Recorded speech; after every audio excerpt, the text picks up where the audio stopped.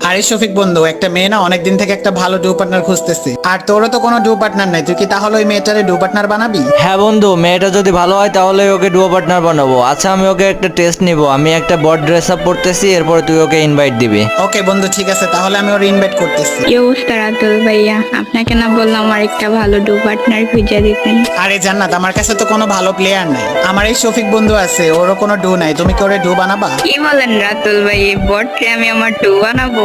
লল ভাই।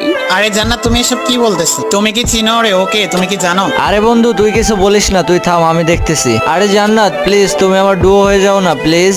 ভাই লল, তোর কাছে কি কোনো ভালো ড্রেস আপ আছে? তুই এসছিস আমার ডু পার্টনার হইতে? ও আচ্ছা, ডুও পার্টনার হইতে তাহলে ড্রেস আপ লাগে, তাই না? আচ্ছা রাতুল বন্ধু, 1 মিনিট দাঁড়া, আমি গ্রুপ থেকে বেরোয় আবার আসতেছি। ও ভাই, বিগ ফ্যান বিগ ফ্যান। আপনি কি আমার ডু পার্টনার হবেন? পাতার নাম পুদিনা, তোমার মতো মেয়েকে আমি